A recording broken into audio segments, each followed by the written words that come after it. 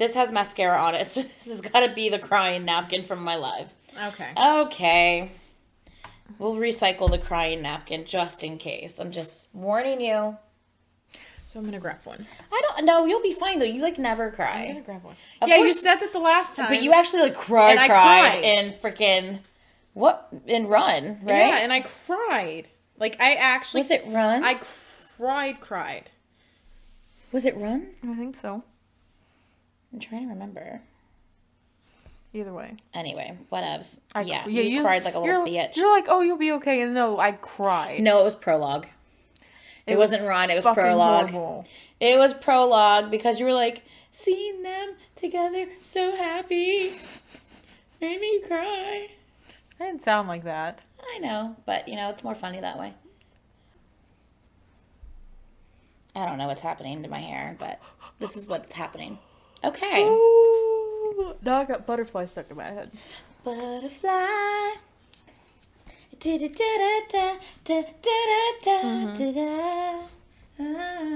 let's do this! Do this! Okay. Explain to me the situation. Okay, well, first of all, before you fell asleep to listening to my words. Which time?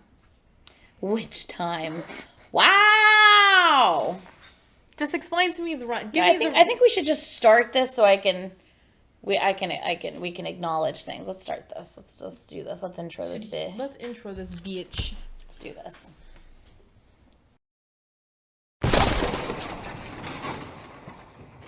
Say what? Hey guys, welcome back to Say What Reacts. Oh, Jesus. Okay, so I think everyone is aware that, and if you're not, you're about to be. I read aloud 3 hours each time. Yes, she did. This book, which is what some of the Wings era MVs and Storyline are. Some of it's taken, kind of like little nods of it are taken from this book. Not the entire book, but there are aspects of this book that are taken and put into Wings and like Blood, Sweat, and Tears and stuff like that. Yeah. Okay, so like when RM says the quotes in the beginning and stuff like that, they come from this book. So I was like, I've already reacted to the storyline, but I'm obviously re-reacting to the storyline with Caitlyn because she has never seen it, so I wanted to introduce it to her. And the first time around, I did not read any of the books. I did not fully dive into. This time I am diving into and I'm reading the books. So since we have one book, obviously, it's easier if we just read it once. So I was like, well, I'll read it. I'll do it live online. That way you can listen to it anytime you want and listen back to it. Put your headphones in. Bitch fell asleep. I have a problem. If I read a book, I'm good to go. But if you're reading it to me, I will fall asleep listening to you. My voice is just so soothing. Maybe I've just heard it so much. I'm like, yeah, whatever. I just heard it so much that it became background noise and monotonous. And I just fucking fell asleep because I wasn't actually listening. So anyway, so now I need to recap the book to her. Yes, please. Do you know anything? Did you retain anything at all whatsoever? I'm not gonna lie to you, no. Wow! I'm not gonna lie to you, no. I fell asleep. And you did the other one yesterday, and I was busy yesterday. Yeah. And it's not my fault. It took you 6 hours to read 8 chapters. I'm reading it aloud. What do you want me to do? It's not like I can just skim it on my own.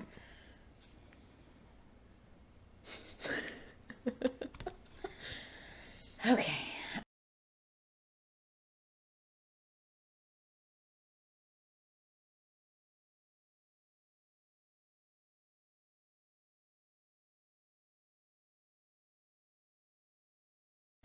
So basically, this book is about a guy named Sinclair. Okay. And he lives in his kind of like his own little bubble of society with his family and his 2 sisters. Everyone's nice and good and they're Christian and they go to church all the time. And that's his inside, correct and good and just permissible world that he lives in. The outside world, is, you know, kind of like the unjust, and that's where like the evil happens and stuff like that. But in his home, in his little world, everything's good. like good and perfect. And he ends up hanging out with like these guys who there was another guy that kind of came to the group to hang out. He's you know, one of the kind of outside world. He doesn't have a great reputation, and he was hanging out with them, and he didn't want the kid to like think that he was a goody two shoes or something. So he made up this story about how he stole a sack of apples in an orchard. I did hear that. I remember that much. Oh, apples, yes. I remember that much. Anyway. So he makes up this story. By the way, just to give you a time frame, this book was written in the early 1900s. So like 1917, 1919, something like that. So he makes up this book about how he sold a sack of apples in the orchard, the guy's orchard up the street. The kid threatens to tell on him. That, you know, to tell the guy that he knows who stole the orchard, so the guy would pay him 2 pfennigs, which is like a coin or whatever, like $2 basically. We'll just call it $2, okay? But back in 1919, $2 that was a lot of money, especially for like a kid. Anyway, whatever. So that the guy that he would, by telling the guy, he would end up getting money, and so Sinclair was like, no, please don't tell him. Not only because he, you know, it's a fake story. It's made up. He never actually did this, so he doesn't want to get in trouble for something he didn't actually do. But then he also doesn't want to tell the kid, oh, I made it up, because he doesn't want the kid to think that he's some, like, wimp and some liar, right?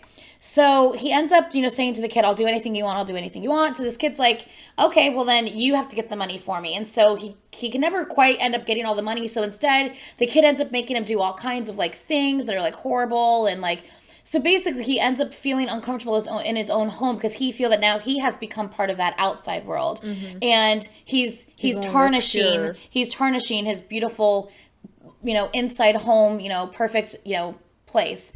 Throughout all this, and he's, you know, kind of being tormented by, this kid's name is Cromer.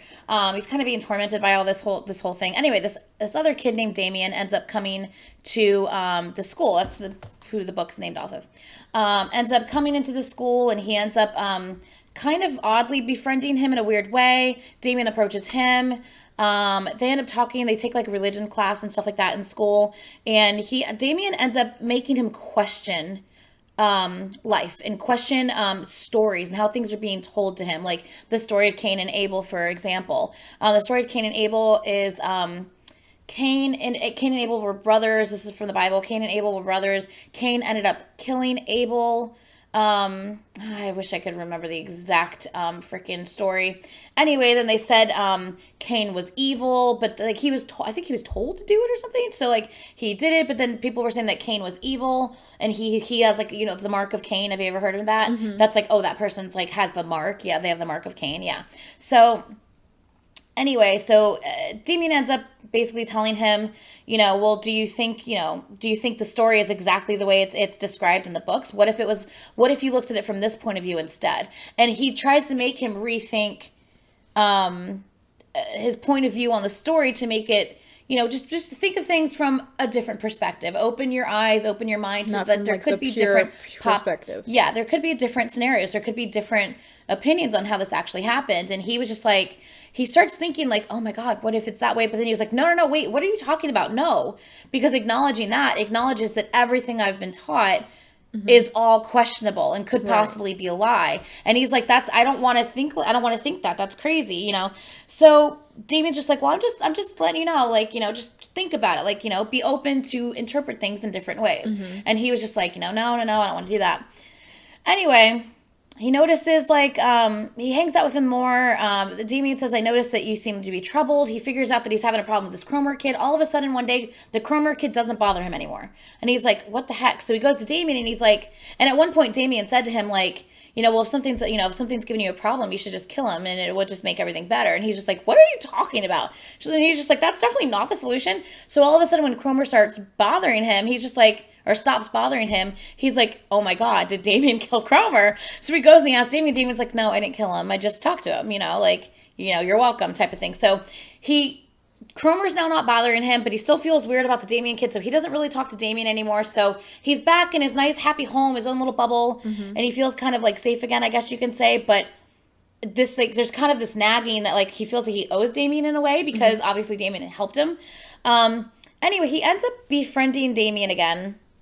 And they actually become pretty close. They hang out a lot. They talk a lot. Demian, talks about a lot of things to him. Like, all of a sudden one day he, like, notices Demian doing something with, like, his hands in class.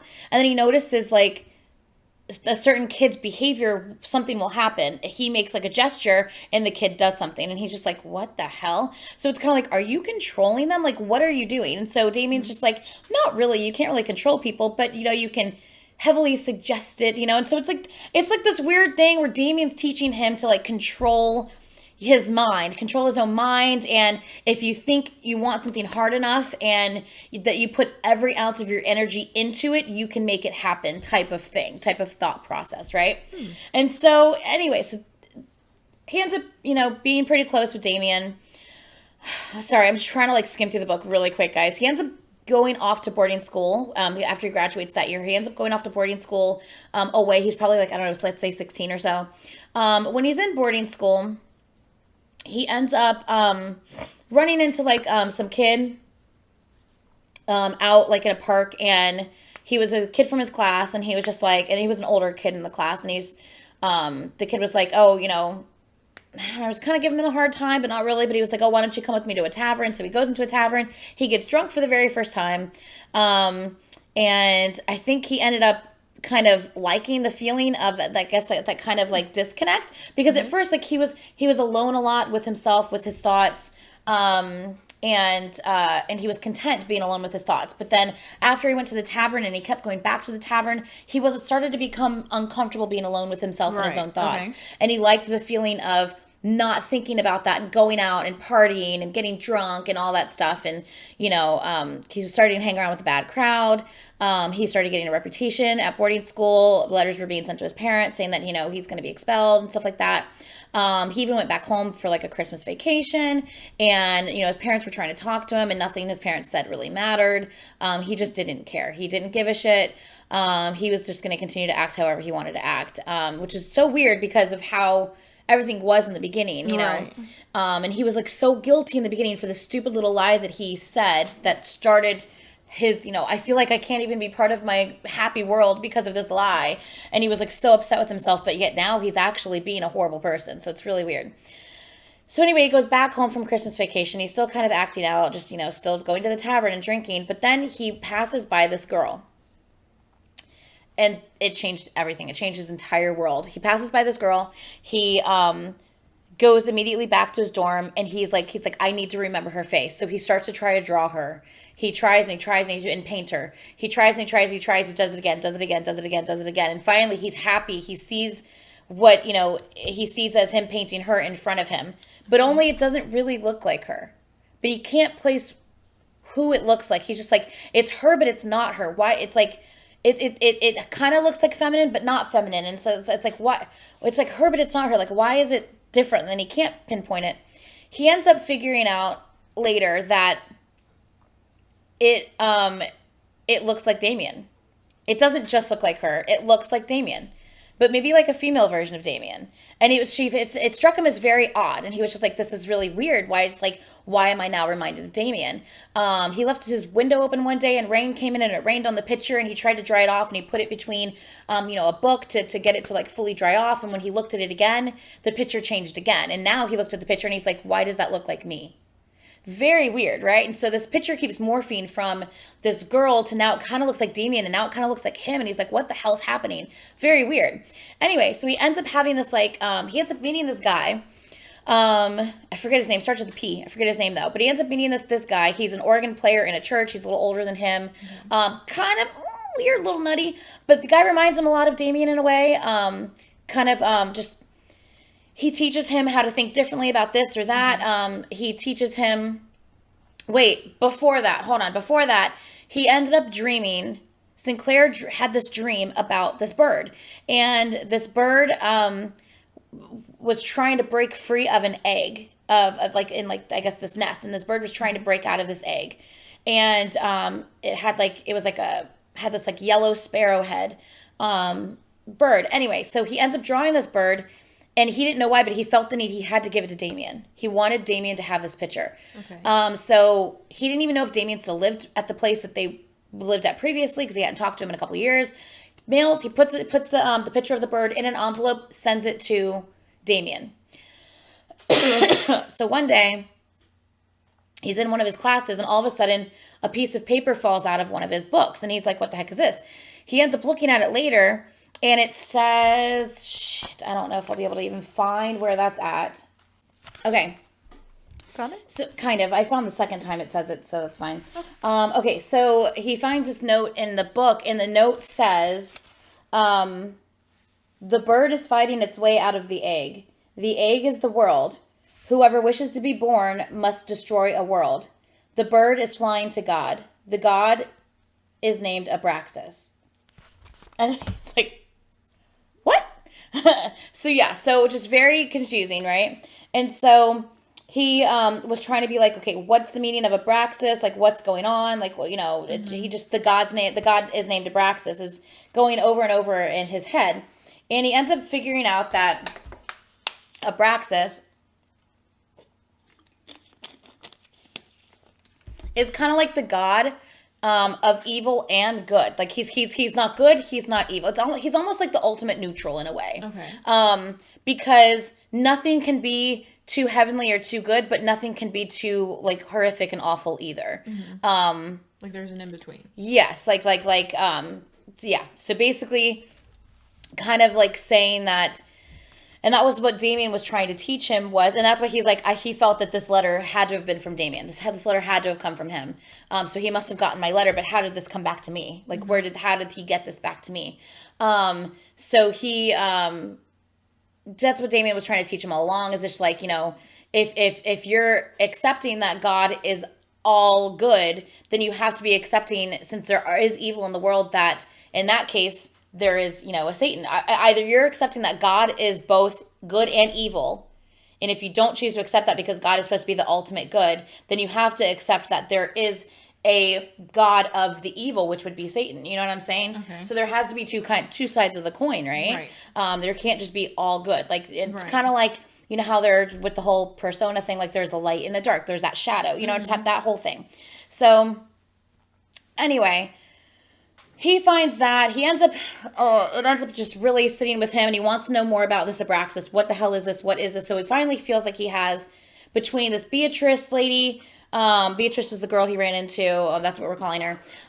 He started making the drawing. He said from that day on, he wants to be a better person. He stopped drinking altogether. He stopped partying. Okay. He's, dedicated back to his studies. And he's just focused again. He's spending solitary time alone again. He ends up walking by a church one day. He hears this organ music playing. Beautiful, beautiful organ music. He felt that just listening to it told a story, just listening to the organ. And he wanted to know who was playing it. So he waits around. He sees this guy leave, follows them to a tavern, ends up talking to the guy. Okay. He's the guy whose name starts with a P. He ends up befriending the guy. The guy has heard of Abraxas as well. And he's just like, where did you hear that name? Where did that come from? So guy's a little nutty, not gonna lie. But the guy teaches him a lot, kind of like Demian did, about how looking at things from different perspectives, and, how, not everything is exactly as they try to teach you in school, and blah, blah, blah. Their friendship gets to a point where it's almost like Sinclair outgrew him in a way, to where, like, this is going to sound shitty, but almost just like there was no benefit to their friendship for him anymore, because he had surpassed mentally, I guess, where the other guy was.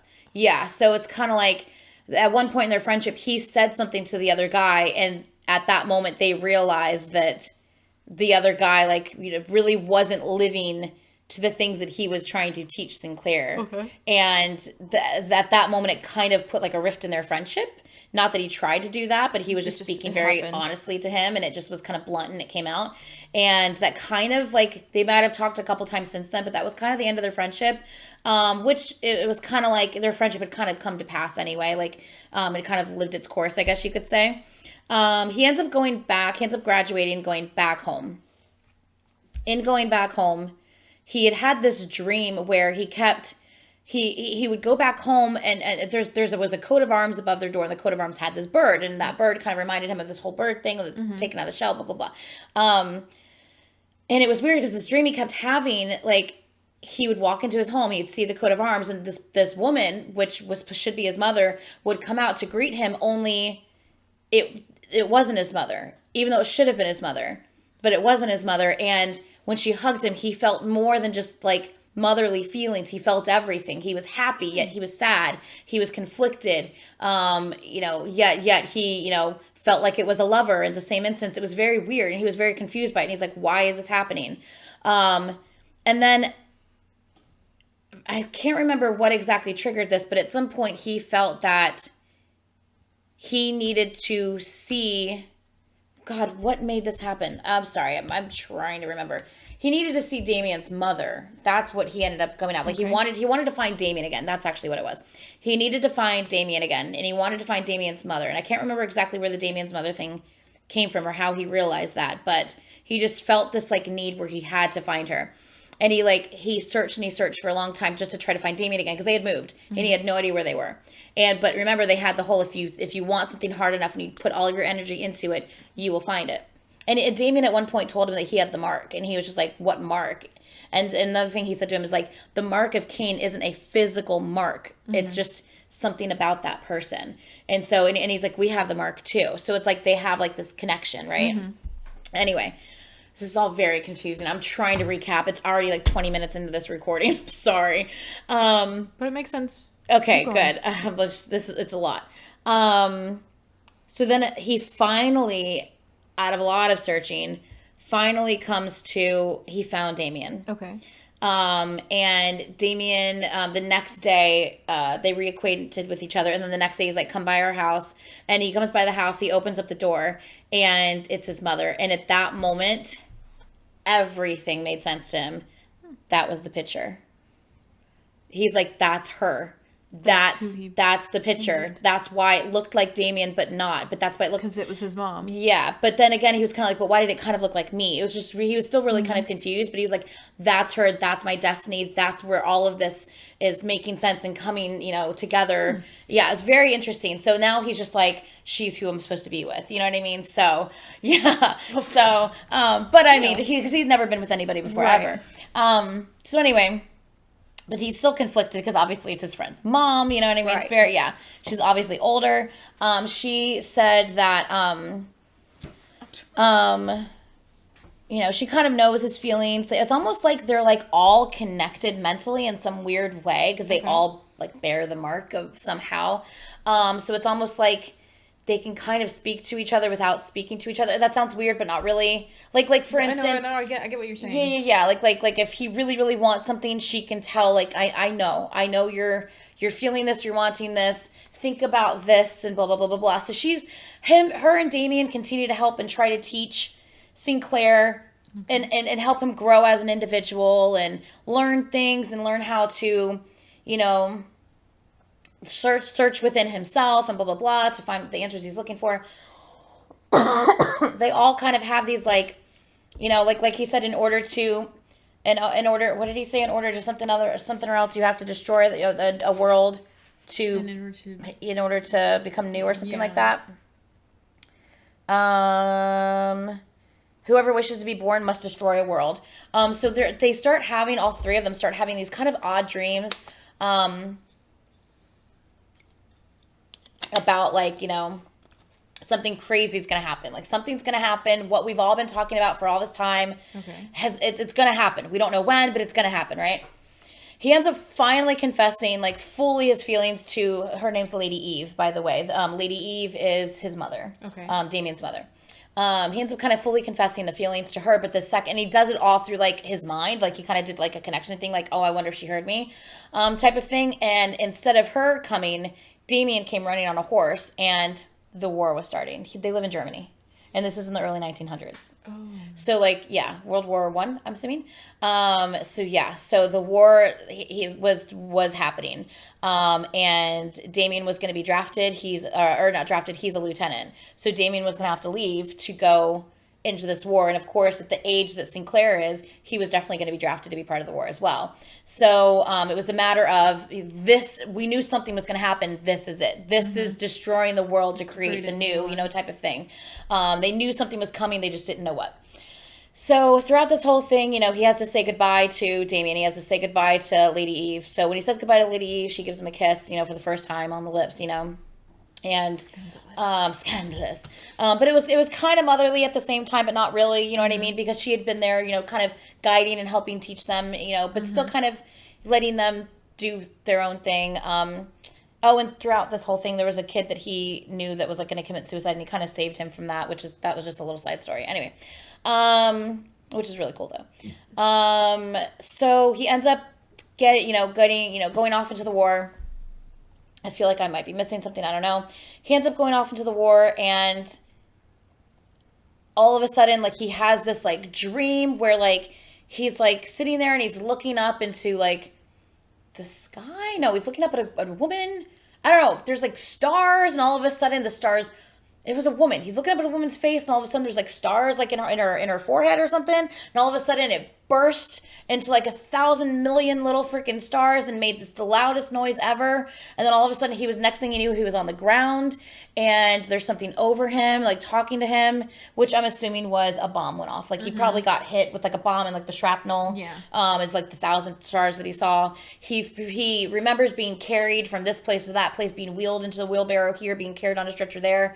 When he finally does wake up, he's in he's being cared for. Like he's like in a kind of like, but not like in a hospital, because this is back in the war. So he was like in a tent and in one of the beds being cared for.